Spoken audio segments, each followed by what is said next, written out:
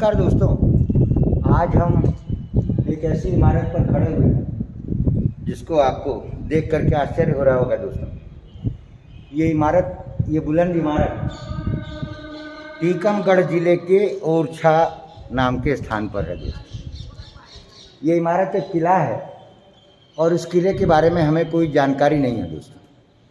तो आज इस पूरे किले का दर्शन हम आपको कराएंगे, पूरा किला दिखाएंगे और इसीलिए हमने यहाँ के बहुत लोकप्रिय गाइड हैं उनकी मदद ली है दोस्तों। और ये भाई जो हैं इनका परिचय हम आपसे कराते हैं और यही बताएंगे आपको कि ये जो किला है ओरछा का, इस किले का क्या महत्व है और ये कहाँ से शुरुआत करते हैं, देखते हैं दोस्तों। भाई साहब आपका नाम बताइए। तो मैं जितेंद्र हूँ, मैं यहाँ स्थानीय गाइड के रूप में जी पिछले 10 वर्ष से काम कर रहा हूँ। बहुत अच्छा, 10 साल का अनुभव है भाई साहब को। तो भाई साहब थोड़ा इस किले के बारे में बताएं। तो देखिए, ये बुंदेला राजाओं का किला है। जी। बुंदेलाओं का इतिहास प्रारंभ होता है बनारस जी। तो बनारस से ये आते हैं यहाँ पर। जी। और इनका जो वंश है वो है गहरवार जी। और इनकी जो शाखा है वो है सूर्यवंशी। जी। तो इस सूर्यवंशी शाखा के गहरवार लोग। जी। अब इनका क्या होता है, हर एक कुल परंपरा में कुल देवी होती है, कुल माता होती है। जी। तो इनकी जो कुल माता है उनका स्थान है वर्तमान में उत्तर प्रदेश में मिर्जापुर। जी। जिनको हम विंध्यवासिनी माता के रूप से जानते जी। जी। दर्शन किए हमने। उन्हीं के नाम से विंध्याचल पर्वत का नामांकन होता है। जी। तो कहा यह जाता है हेमकर्ण सिंह के राजा जी। उन्होंने अपनी कुल देवी को प्रसन्न करने के लिए जी। जब अपना शीश अर्पण करते हैं ये जी। तो रक्त की बूंदें धरती पे गिरती हैं। जी। तो रक्त से बूंद से आता है बूंद जी। और धरती को हम खड़ी बोली में या संस्कृत में इला कहते हैं। जी। जब बूंद इला पे गिरती है तो माता प्रसन्न होती है इनके कृत्य पे। इला का क्या मतलब बताया? धरती। अच्छा, इला का मतलब पृथ्वी। हाँ जी। जी। तो फिर इनको जीवन दिया नया जी। और नाम भी नया दिया बुंदेला, तब से बुंदेला के रूप में कहा जाता है। वाह, क्या बात। इस प्रकार से बुंदेलाओं की उत्पत्ति मानी जाती है। जी। जो यहाँ के साहित्य में लिखा हुआ है। जी। बुंदेलाओं ने जिस भूमि पर राज्य किया जी। ये सारा बुंदेलखंड कहलाया। जी दोस्तों, आपने सुना होगा बुंदेले हर बोलों के मुख हमने सुनी कहानी थी, खूब लड़ी मर्दानी वह तो झांसी वाली। ये वही बुंदेला राजा हैं जिन्होंने इस फोर्ट का निर्माण कराया है। और बुंदेला है क्या, यह बुंदेला नाम क्यों पड़ा, इसकी तस्वीर भाई साहब ने, जितेंद्र भाई ने बिल्कुल स्पष्ट कर दी है। हाँ जितेंद्र भाई थोड़ा और बताओ। तो फिर बुंदेलाओं के आगमन से पहले जी। इस भूमि पर इनसे भी ज्यादा शक्तिशाली राजा राज्य कर रहे थे। जी। और इनसे भी ज्यादा वो सक्रिय थे जी। क्रिएटिविटी में। जी। तो उस समय एक भूमि थी चंदेला शासकों के आदमी, जी। जिन्होंने विश्व विरासत खजुराहो के मंदिरों का निर्माण किया है। जी। उनका प्रारंभ होता है समय 8वीं शताब्दी से 12वीं शताब्दी तक। जी। 8वीं शताब्दी में प्रारंभ हुए, 12वीं शताब्दी में पतन हुआ। जी। क्योंकि एक प्रकृति का क्रम है। जी। और जब इनका पतन शुरू हुआ तभी बुंदेलाओं का इस भूमि पर आगमन हुआ। जी। तो पहली जो इनकी राजधानी है वो महोनी कही जाती है। उसके पश्चात इन्होंने दूसरी जो बड़ी राजधानी चुनी गढ़कुंडार। जी। यहाँ से लगभग 53 किलोमीटर दूर है। और ये महोनी कहाँ पर है? महोनी आपके उत्तर प्रदेश में पड़ती है। जी। तो इस हिसाब से इनका रहा। और गढ़कुंडार पे जो निर्माण है उस शैली को हम जी। मही दुर्ग शैली कहते हैं। जी। अभी तक जो आपने दुर्ग देखते हैं वो गिरि दुर्ग के होते हैं, जो जी। पहाड़ हो गए। जी। ये मही दुर्ग वो शैली होती है जहाँ पर कई सारी पहाड़ियाँ हों, जी। दूर से वो दिखाई पड़ता है। जी। जब उसके आप पास जाना प्रारंभ करते हैं जी। तो धीरे धीरे अदृश्य होता चला जाता है। जी। और एक स्थिति आती है जब पूर्णतः अदृश्य हो जाता है। जी। तो वो गढ़कुंडार में पिछले 900 वर्षों से एक योद्धा के रूप में खड़ा हुआ है। आज से लगभग 500 वर्ष पहले जी। राजा रुद्र प्रताप जो यहाँ के संस्थापक थे, जी। वो यहाँ आते हैं मान्यता के अनुसार शिकार, क्योंकि 500 वर्ष पहले इस भूमि पर जी। ना तो ये मंदिर हुआ करते थे जैसी मान्यता है, ना ये महल हुआ करते थे। जी। तो यहाँ पर भयंकर घनघोर जंगल हुआ करता था। जी। मानता है जब जंगल में राजा प्रवेश कर जाते हैं जी। तो जंगल का ना इन्हें ओर दिखाई देता है ना जंगल का छोर दिखाई देता है। जी। तो यहाँ से जो नदी बहती है जिसको हम बेतवा के रूप में जानते जी। हैं, जी। इसका पौराणिक नाम मत्स्य पुराण में बैत्रवती के नाम से वर्णन में जी। जी, हमने भी पढ़ा है कि बेतवा नदी को बैत्रवती के नाम से जानते जानते हैं। जी। तो बैत्रवती की विशेषता इस नगर से बहने जी। ये बहुत तेज आवाज करती है। जी। ये जैसे पहाड़ी नदी बहती है उसी तरीके से आवाज करती है। जी। जी। तो राजा को उस घनघोर जंगल में पक्षियों की आवाज आ रही थी और जानवरों की आवाज आ रही थी। जी जी किंतु उन्होंने नई आवाज़ सुनी इस नदी के बहाव की। जी तो नदी के जब तट के पास पहुंचे इस आवाज़ को पकड़ते हुए, जी, जी। तो एक घनघोर जंगल नदी के तट के माध्यम से जी। ओर छोर में बढ़ जाता है। ओहो, तो जगह का नाम बड़ी आश्चर्य ओरछा पड़ती है। जी, तब जी। से ऐसे मानता है। देखिए दोस्तों, कितनी अच्छी बात बताई है हमारे भाई ने हमको कि ओरछा का नाम एक्चुअली ओरछा पड़ा कैसा। आप भी कभी इधर आएंगे दोस्तों तो ये आपको देखने को मिलेगा कि वास्तव में ओरछा में कितना अद्भुत संगम है दोस्तों।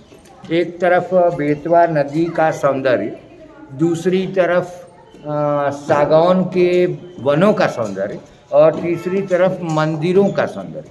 बहुत आध्यात्मिक नगरी है दोस्तों, बहुत प्यारी जगह पे आज हम खड़े हुए हैं और आज हम भाई साहब की मदद से आपको पूरे किले का दर्शन कराएंगे। कुछ और बताएं। तो ओरछा विकास के लिए हम हम मानते हैं हमको आज मशीन चाहिए, पैसा चाहिए, जी, तब हम विकास कर पाएंगे। जी। तब विकास की प्रारंभिक आवश्यकता जल है, बिना जल के विकास नहीं कर सकते। तो विश्व की जितनी सभ्यताएं संस्कृतियां विकसित हुई हैं वो सारी जल के पास है। जी। तो फिर राजा ने प्रयास किया अब नई आधुनिक राजधानी उस समय के अनुसार यही बसाई जाए। अच्छा। तो फिर प्रारंभ हुआ एक क्रम विकास का। मतलब बुंदेलखंड की पहली राजधानी, हाँ, समृद्धशाली राजधानी ओरछा ही। हाँ, समृद्धशाली राजधानी।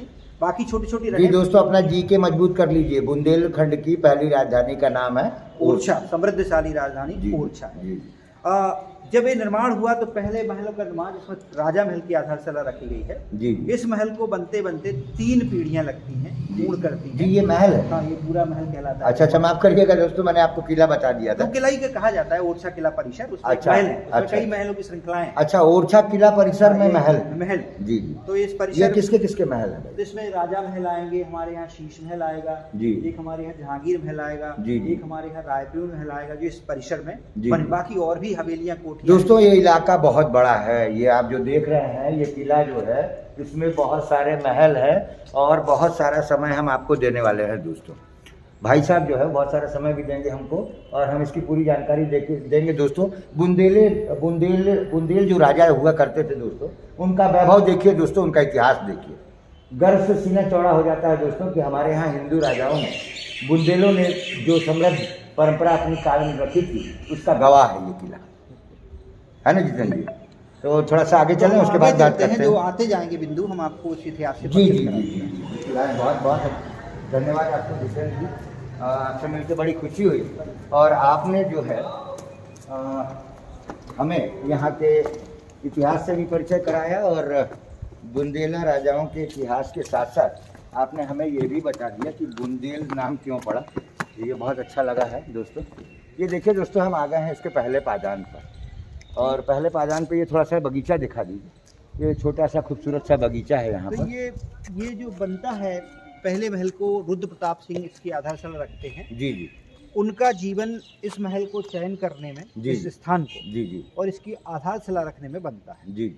दूसरे राजा आते हैं तो उस समय की सुरक्षा की दृष्टि से जी जी। वो एक प्राचीर खींचते हैं, इस पूरे नगर को घेरते हुए। इसकी नगर की सीमा रेखा कही जाती है। अच्छा, पहले बाउंड्री खींची है, फोर्टिफिकेशन वॉल खींची गई है। जी। जो मान्यता के अनुसार 27 किलोमीटर है इसकी पैरामीटर जो कहा जाता है। जी जी। लगभग और 1.5 से 2 मीटर चौड़ी है। जी जी। और लगभग 5 से 7 मीटर ऊंची है। जी। तो उनका जीवन कहा जाता है उसमें रहा। जी। तीसरे राजा आए महाराजा मधुकर शाह के रूप में, जो बहुत प्रभावी राजा माने गए हैं। जी जी। उनके द्वारा इसका निर्माण प्रारंभ हो। अच्छा, एक बात बताएं जितेंद्र जी कि ये जो आप बोल रहे हैं कि पहले राजा आए, दूसरे राजा आए या तीसरे राजा आए, तो हम अपने दर्शकों को बताना चाहेंगे, इधर कर लीजिए कैमरा, हम अपने दर्शकों को ये बताना चाहेंगे कि ये कैसे राजाओं में चेंजिंग कैसे हुई। जैसे पहले राजा आते हैं, उनका स्वर्गवास होता है। जी जी। तो उनको, वो निसंतान होते हैं तो उनके जो बड़े बेटे होते हैं, जी जी, वो बनते हैं। पहले राजा, यदि वो संतान वाले होते हैं, संतान होते हो तो वो बड़े बेटे बनते हैं, ये जी, कहा जाता है। जी, तो उनके बड़े बेटे बैठा ले गए भारती चंद के रूप में। जी जी। भारती चंद का कोई संतान नहीं हुई, जी। तो उनके जो छोटे भाई जी जी। महाराजा मधुकर शाह, जी जी, उनको बैठा ला गया। अच्छा, मतलब वंशज जो है चले राजाओं के वंश वंशज परंपरा से चले ठीक है, ठीक है, आप अपनी उसी बात, परंपरा से तीसरे राजा ठीक है, आप अपनी बात कंटिन्यू। फिर चौथे राजा उसी परंपरा में आते हैं। जी। तो चौथे राजा जो सबसे प्रभावी हो, वो और भी 2 राजा रहे पर उनके प्रभावी नहीं रहे। जी जी। वो चौथे राजा जो प्रभावी रहे, उनका प्रभाव बहुत है, वहाँ राजा वीर सिंह जो के रूप में आते हैं। वीर सिंह जुदेव।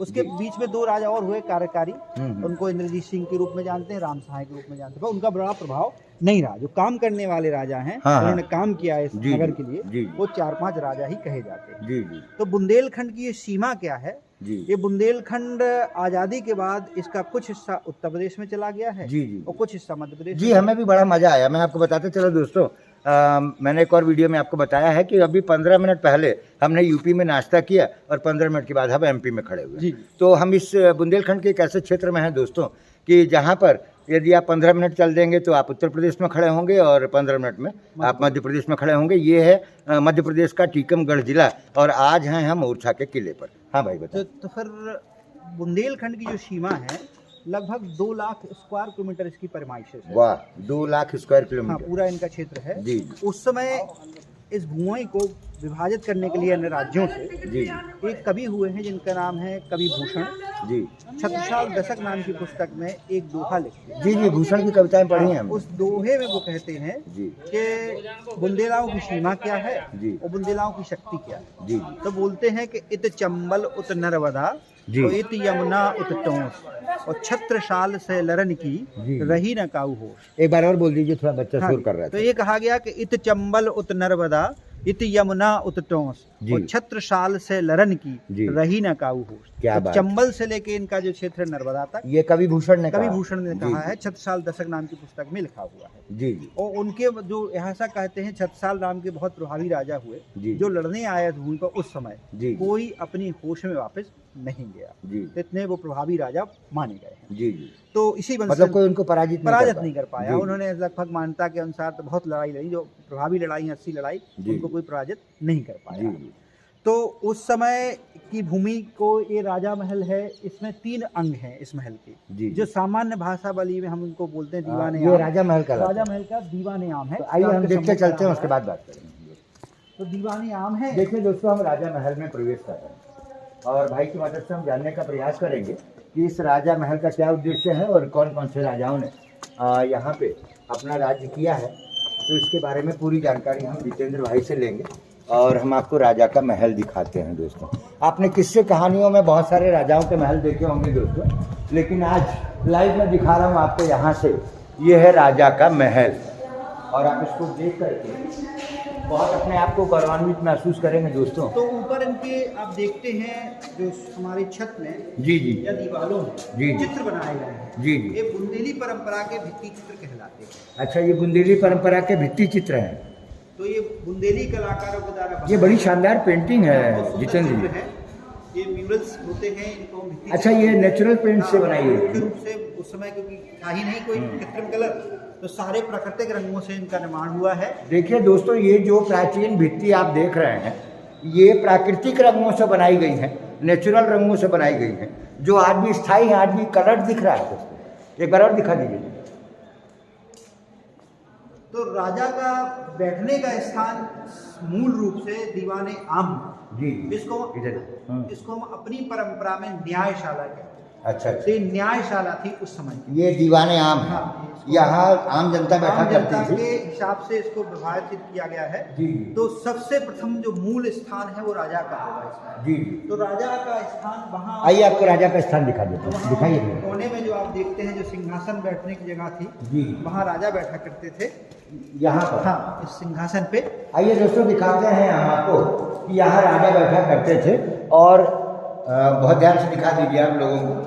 और वहाँ सामने प्रजा बैठा करती थी। अभी आपको दिखाते हैं, सामने दिखाइए जरा। ये राजा के महल में ये भित्ति चित्र देख लीजिए दोस्तों। और अब आप सामने देखिए, यहाँ पे दीवाने आम था और यहाँ पे आम जनता बैठा करती थी और राजा यहीं से उनकी शिकायतों का निवारण करते थे। जी, सही कह रहा हूं। बिल्कुल। अब इस कक्ष को भी बहुत चतुराई से बनाया गया है। जी। जहाँ हम खड़े हैं वर्तमान में, जी। ये मुख्य रूप से मंत्रियों के लिए आरक्षित। अच्छा, ये मंत्रियों के लिए रिजर्व। उसके बाद इस पूरे सत्ता को चलाने के लिए अर्थ चाहिए, पैसा। जी, क्योंकि जी। जो भी सत्ता चलती है, हाँ, उसके लिए पैसा चाहिए। तो सही बात। ये वाला जो हिस्सा है जी। वो उस समय के विशेष श्रेष्ठी और व्यापारियों के लिए आरक्षित है। अच्छा, यहाँ व्यापारी वर्ग बैठा पूरा करता था। वहां तक। फिर तीसरा अंतिम जो हिस्सा है वहां से लेके वहां तक का, जी जी। वो आम जनता जी। और अपराध, मतलब आम जनता से मतलब उस समय जो बड़ी राजधानी थी, जी जी। तो आम जनता तो नहीं, उनके गांव का प्रतिनिधि जी जी जो भी समस्या होती जी। थी उसके लिए वो आरक्षक था, उसके बाद अपराधी। अच्छा, मतलब उस समय का गांव का प्रधान जो भी होता था, वो प्रधान मुखिया वगैरह पंचायत, बैठे। हाँ, तो जी उसके लिए, क्योंकि ये राजधानी नहीं, जी जी तो आज की भाषा में कहे तो सुप्रीम कोर्ट मान लीजिए, हाँ, हाँ। सुप्रीम कोर्ट में वही जा सकता है जो वहां तक पहुंचे। जी। तो उसके लिए पूरी इस प्रकार से रखा गया था, जी। आम जनता भी यहाँ आती थी अपनी समस्याओं को जी लेकर। जी तो ये पूरे जो स्थान है ये 28 स्तंभों पे खड़ा हुआ है, जो सारे आप देखते हैं स्तंभ। अच्छा, ये 28 स्तंभ है गिनती में, जी जी और इनको हम हस्तीपाद स्तंभ कहते हैं। जी तो हस्ती हाथी के पैर की तरह इनकी मोटाई है। जी। ये भारत में ऐसे बहुत ही जी कम, जी, ये देखिए दोस्तों, ये हाथी के पैर की तरफ मोटाई है, बिल्कुल हाथी के पैर की तरह, इसलिए इनको हस्ती पाद स्तंभ कहते पाद हैं, स्तंभ के नाम से जाना जाता है। वाह, क्या रचना है दोस्तों, देखिए।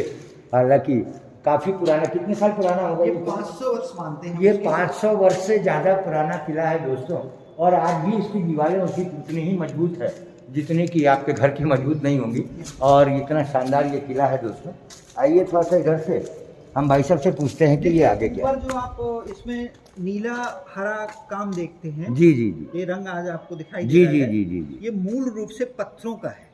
तो ये मोजाइक का वर्क कहलाता है, टाइल्स वर्क बोलते हैं हम इसको। अच्छा अच्छा। जो नीला पत्थर दिखाई दे रहा है जी, जी। ये सेमी प्रीशियस है। तो एक तो तो precious ये उस जमाने में टाइल्स होती थी क्या? उस जमाने में टाइल्स होती थी। अरे इसीलिए वाह, मैं आपको अवगत कर क्या रहा हूं। बात। तो ये- देखिए दोस्तों, उस समय भी टाइल्स हुआ करती थी, और ये नेचुरल टाइल्स नीले रंग की, और ऊपर थोड़ा आसमानी रंग की। ये देखिए दोस्तों, दिखाइए जरा एक बार फिर वहाँ ऊंचे महल के उस परकोटे पर दिखाई। तो जो नीला है ये पत्थर है, इसको हम लापीज लाजुली बोलते हैं। जी जी। ये अफगानिस्तान से यहाँ लाया गया है। ओहो, अफगानिस्तान से इसको लाया गया हाँ था। जी, अफगानिस्तान में एक माइंस है, सारे संग नाम की माइंस है, जी जी बदख्शा प्रांत में पड़ती है, काकोश नदी के पास। जी जी वहाँ पिछले 5000 साल से ये खदान एक्टिव है। जी। आज ही पत्थर वहाँ से निकाला जाए। देखिए दोस्तों, बहुत कीमती बात है, बहुत कीमती बात बता रहे हैं भाई साहब, ये हमको भी नॉलेज में नहीं था। ये जो टाइल्स हैं ये अफगानिस्तान से आई हैं दोस्तों, और अफगानिस्तान के कहाँ से आई हैं उसके बारे में जितेंद्र भाई जानकारी दे रहे हैं। एक बार फिर बता दीजिए। तो वो जगह है बदख्शा प्रांत में पड़ती है, काकोश नदी के पास। जी जी। सारे संग नाम की खदान है, माइन से जी जी। वहाँ से पत्थर निकाला जा रहा है। वाह, सारे संग नाम की खदान से अफगानिस्तान से इन पत्थरों को लाया गया। सोचिए दोस्तों, ये उस समय की बात बता रहे हैं जितेंद्र भाई, ना उस समय ना तो देश में कोई हवाई जहाज चलते थे, ना ही कोई बड़े रेल साधन था, और ना ही कोई बहुत बड़ा यातायात का साधन था दोस्तों। और आज इतने साधन होने के बावजूद भी हम अफगानिस्तान से टाइल्स ला करके अपने घरों में, अपने बंगलों में नहीं लगा सकते, लेकिन यहाँ के राजा ने, यहाँ पे देखिए क्या क्या टाइल्स है सर, एक बार और दिखाइए, यहाँ पे एक बार और दिखाइए, कितनी देखिए, अब कितनी अलग-अलग खूबसूरत टाइल्स है उसमें यहाँ। पैटर्न दिया गया है, ऐसा नहीं कि एक ही काम किया गया, एक तरीके का, कई तरीका। अब कल्पना ये करिए आप, जी जो पूरा रहा होगा इस तरीके से, जी जी। दुर्भाग्यवश से निकल गया है इसका हिस्ट्री। अच्छा, ये तो पूरे में था क्या ये टाइल्स? देखिए यहाँ तक वो सांचे बने अरे हुए हैं। वाह, व्हाट अ तो ब्यूटी। तो कितना सुंदर ये अलंकृत होगा, जी इसकी जी कल्पना ही करी जा सकती है। जी जी दुर्भाग्य है हमारे कि इस विरासत को जी ना तो हम संभाल पा रहे हैं, जी, जी। ना हमारा शासन इसको संरक्षण दे पा रहा है। देखिए दोस्तों, बड़ी कीमती बात हमारे जितेंद्र भाई ने हमको बताई कि हमें बहुत दुख होता है, ये तो बेचारे टूरिस्ट गाइड हैं, लेकिन इन्हें भी इस बात की तकलीफ है कि हम अपने पुरानी संस्कृति को, पुरानी विरासतों को बचा करके नहीं रख पा रहे हैं। ये जबकि आर्कियोलॉजिकल डिपार्टमेंट के अधीन होगा, अधीन है, ये केंद्र सरकार के पुरातत्व विभाग के अधीन है। स्टेट के, राज्य के। अरे सॉरी, राज्य के पुरातत्व विभाग के अधीन है, और केंद्र सरकार का भी अपना एक डिपार्टमेंट होता है, ASI है, जो ASI उसी है, की शाखा है। आर्कियोलॉजिकल सर्वे ऑफ इंडिया होता है ना, हाँ जी। तो उसके अधीन है, लेकिन फिर भी हम अपनी विरासतों को बचा नहीं पाए हैं दोस्तों। कहीं कहीं से ये किला अब धीरे धीरे दरक रहा है, टूट रहा है। आगे बोलिए। तो ये हम जब महल में प्रवेश, अभी वर्तमान में इसका नाम जो है शीश महल है। जी जी। ये मध्य प्रदेश पर्यटन विभाग के द्वारा एक इसको होटल में परिवर्तन कर दिया गया है। अच्छा, ये होटल हो हाँ, गई है क्या? तो इसमें जो आप नई खिड़की देखते हैं नीचे की ओर, जी जी तो इसमें मध्य प्रदेश शासन ने होटल निर्माण कर दिया इस जी। वाले हिस्से में। जी जी। ये हम देखने जाएंगे अभी। देखिए दोस्तों, ये बात भी नहीं पता लगी है हमको कि इस शीश महल में, जो कि ओरछा के किला में जो शीश महल है, उसको MP टूरिज्म ने होटल के रूप में परिवर्तित कर दिया, यानी कमाई का साधन तो बना लिया, लेकिन इसके संरक्षण पे उतना खर्च नहीं हो पा रहा। बहुत दुख है दोस्तों आपको बताते हुए। चलिए आगे चलते हैं। तो ये जो हम देखिए इसकी जो देखते हैं कार्विंग पत्थर पे, ये जी, लकड़ी की आभास कराती है हमको या लोहे का आभास कराती है। जी जी तो ये लकड़ी नहीं है, ये लोहा नहीं है, ये पत्थर है। अच्छा, ये पत्थर हाँ है, जी। थोड़ा सा आइए जरा देखिए। आइए दोस्तों, आज हमको आपको दिखा रहे हैं। आप इसको दूर से देखने में हमको भ्रम हुआ कि शायद जितेंद्र जी गलत बोल रहे हैं, कि ये पत्थर है, ये तो लकड़ी होना चाहिए, तो ये तो लकड़ी है लेकिन ये पत्थर है जी। अरे गजब, क्या डिजाइन है दोस्तों। देखिए पुराने जमाने में राजाओं ने अपने वैभव को संभाल करके रखा और कितनी मेहनत से। सलाम है उन कारीगरों को जिन्होंने की इतनी सुंदर चित्रकारी की होगी और कितनी मेहनत लगी होगी जितेंद्र भाई। महल का ये उत्तरी द्वार है सर। जी जी जी। हम जो इसमें अच्छा, ये जो दरवाजा है ये भी 500 साल से ऊपर पुराना नया है। अच्छा, ये इसको मतलब रेनोवेट किया गया है, रेनोवेशन हुआ है। रेनोवेशन हुआ है। ये जो है पुरातन काम है, क्योंकि अभी जो काम हो रहा है जी। वो पुरातन समय में जो काम हो रहा था। जी। देखिए पत्थर की संरचना है, फिर भी हम इसको जोड़ नहीं देख पा रहे, कहाँ इसमें जोड़ है। ना ना, कहीं जोड़ दिखाई ही नहीं दे रहा, ये बिल्कुल एक जैसा जैसा लग रहा है किसी आपको। पत्थर को काट करके हाँ, बना इतना दिया सुंदर गया काम होता है, वाह। किंतु ये और लकड़ी ये सारी डिजाइन यहाँ तक, ये लकड़ी ये नीचे तक उतर आई है, कहीं कोई जोड़ नहीं। हाँ, तो आज जो ये काम हो रहा है ये वाला, जी जी ये स्पष्ट हमको ये जोड़ दिख रहे हैं। जी जी तो मान लीजिए आज की कलाकारी का काम जी, है। जी, जी, उस समय कितने हमारे प्रभावी कलाकार थे, जी, कितने जी। समृद्धशाली कलाकार जी थे, जी जी, ऐसा काम कर रहे जी हैं। जी जी। वाह क्या बात है जितेंद्र भाई, बहुत आनंद आ रहा है आपके साथ। फिर मिलेंगे हम आपसे आगे भी। और बहुत सुंदर ये सीढ़ियाँ देखिए दोस्तों, ये पत्थर की सीढ़ियाँ। वर्तमान में यहाँ पर जी। मध्य प्रदेश पर्यटन विभाग के द्वारा जी जी एक लाइट एंड साउंड का कार्यक्रम भी आयोजित किया जाता है। जी जी। तो इसमें दो होते हैं, एक हिंदी का होता है, एक अंग्रेजी का होता है। तो लाइट तो एंड जो साउंड आप शो में क्या क्या होता है? लाइट जो देख रहे हैं, हाँ हाँ। ये ऊपर भी लगी हुई हैं सभी जगह। अच्छा। ये लाइट एंड साउंड के माध्यम से एक कहानी बताते हैं बुंदेलखंड के इतिहास की। जी तो जी पहला अंग्रेजी का कार्यक्रम होता है जी और फिर हिंदी का कार्यक्रम होता है। जी जी। उसका मध्य प्रदेश शासन ने कुछ शुल्क रखा है 200 रुपए। तो ये कितने दिन पे होता है? ये शाम को रोज होता है। अच्छा, रोज शाम को होता है। आज भी दोस्तों ये बड़ी कीमती चीज़ बताई है हमें जितेंद्र भाई ने कि यहाँ पे लाइट एंड शो का प्रोग्राम भी जो है वो होता है और हर शाम को होता है और उसका शुल्क जो है वो 200 रुपये का होता है। तो यहाँ पे हिंदी में भी इस किले की विशेषता बताई जाती है और इंग्लिश में भी बताई जाती है। तो यदि शाम के समय कोई आए तो वो लाइट एंड शो देख सकते हैं। चलिए बहुत कीमती बात बताई आपने, चलिए आगे चला जाए। बहुत बड़ा किला है दोस्तों और इसको घूमने में हमको 1.5 से 2 घंटे का समय लगने वाला है और बहुत ज़्यादा थकान भी होने वाली है दोस्तों। कितनी भी थकान होगी दोस्तों, आज हम आपको दिखाएंगे पूरा किला और तकलीफ देंगे हम जितेंद्र भाई को भी। और ये देखिए दोस्तों, ये राजा महल का साइन बोर्ड है दोस्तों, ये देख लीजिए जरा। हाँ बताएं। तो हम ये जो प्रवेश करने वाले हैं इस महल में, जी जी वो अब हम इसके पूर्वी द्वार से प्रवेश करने वाले हैं। जी जी तो उत्तरी द्वार वर्तमान में बंद है इस महल का। जी जी अब हमारी वास्तु शास्त्र की परंपरा में 2 द्वार होते हैं निर्धारित, जी एक उत्तर का और एक पूरब का। जी जी तो पूरब का दिशा का जो द्वार है वास्तु शास्त्र में वो हमको स्वास्थ्य देता है जी जी जी और उत्तरी द्वार हमको समृद्धि प्रदान करता है। जी जी। देखिए दोस्तों, यहाँ पे इस राजा महल के बारे में पूरी जानकारी लिखी हुई है। ये लिख रहे हैं कि the foundation of Raja Mahal was led by king Rudra Pratap 1501-1531 AD in 1531 AD, but it was completed by his eldest son Bharati Chandra. Later on, his younger brother and successors Madhukar Shah made some alteration and additions, giving it final shapes, designed on square sides and 4 stories on one side. Darbar-e-Aam and Darbar-e-Khas are quite imposing. The subjects of paintings are mainly the life and deeds of Lord Rama and Krishna.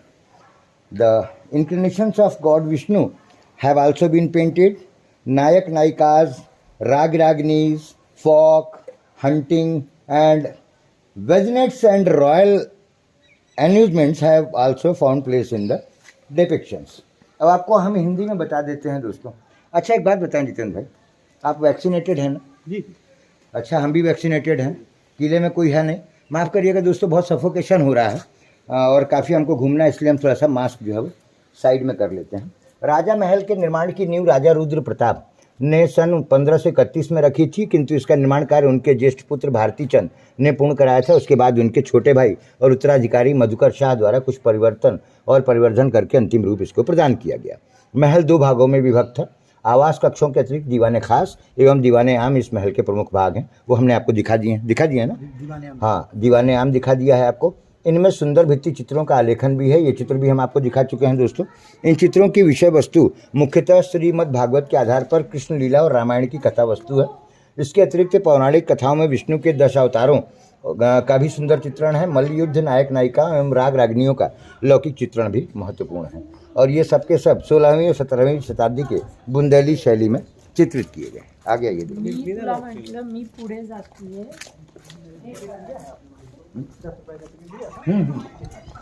अच्छा ticket दिखा दे भाई सबको।